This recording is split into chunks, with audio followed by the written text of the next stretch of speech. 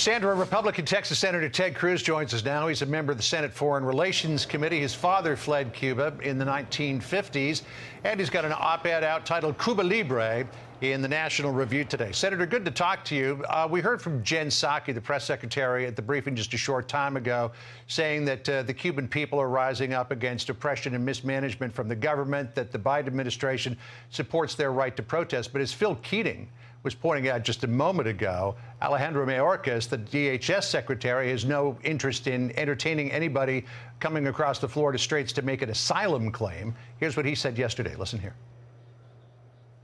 The time is never right to attempt migration by sea. To those who risk their lives doing so, this risk is not worth taking. Allow me to be clear. If you take to the sea, you will not come to the United States. Now, nobody wants to see a risky mass migration across the Florida states. It is very, very dangerous. But there seems to be some contradictory messaging going on here, that on the southern border between the U.S. and Mexico, Democrats are saying entertain all asylum claims. Mayorkas is rejecting that out of hand when it comes to Cubans. What do you think? Look, that's exactly right. It seems for Joe Biden and Kamala Harris, the only immigrants on the face of the earth that they don't want to come to America are Cubans. That's the only instance in which the Biden administration is expressing a resistance to people coming here illegally.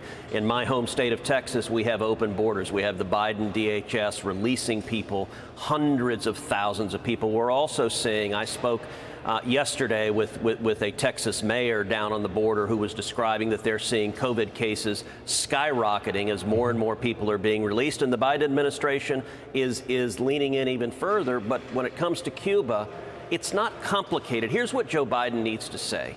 The communist dictatorship in Cuba is evil. It is oppressive. They are murderers. They are torturers. And the people want freedom. The American people stand with the Cuban people. And unfortunately, the Biden administration has been lukewarm at best on that simple and clear messaging. So do you think that there is a moment here that if the Biden administration of the U.S. were to apply pressure, that something might give in Cuba? So I think it's certainly possible. We have seen moments when there's uprisings. You know, the Green Revolution in Iran was an example of the people rising up, and Barack Obama was president then, and the Obama administration did then what the Biden administration is doing now, which is giving lukewarm support for the protesters. You know, I'll tell you, John, I want to read to you a text that I got from my mother. Sure. My mother and our family is in communications with family friends that are still in Cuba. And here's what one close friend of the family said. Things are much more serious there than what is reported on TV. And this friend of the family described, she says, she has no food, same for almost everyone. Yesterday, she had a bowl of thin soup, nothing more. She was asking for help for the first time. No way to get money into Cuba. Banks are closed. 5 protesters were killed in Santiago. Radio stations are being taken over by protesters. Internet shut down. So no further contact available. Matanzas, which is where my dad was born, is a hot spot for COVID.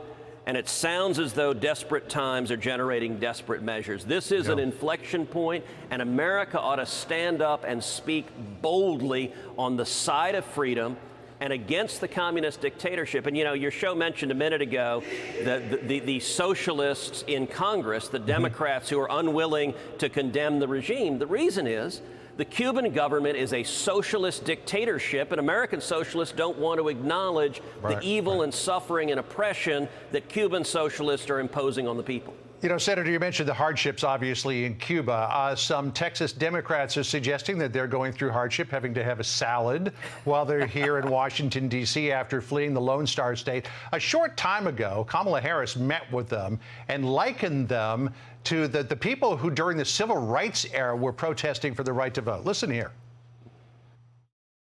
They took bold, courageous action. In line with the legacy of everyone from Frederick Douglass, who's over my right shoulder, when he fought for the right of black men to vote in America, to the legacy that includes all those women who marched down Pennsylvania Avenue for women's right to vote, to all of those folks who shed their blood on the Edmund Pettus Bridge to make sure that we would, in 1965, pass the Voting Rights Act. She says they took bold, courageous action. They got on a couple of private planes with a case of beer and flew to Washington. Is that comparable?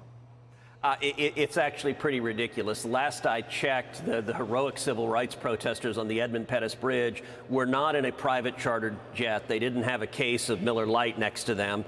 Look, these are partisan Democrats playing a political stunt, and they're desperate for media attention. They're getting it. The Biden administration wants to play politics, and so they're doing that.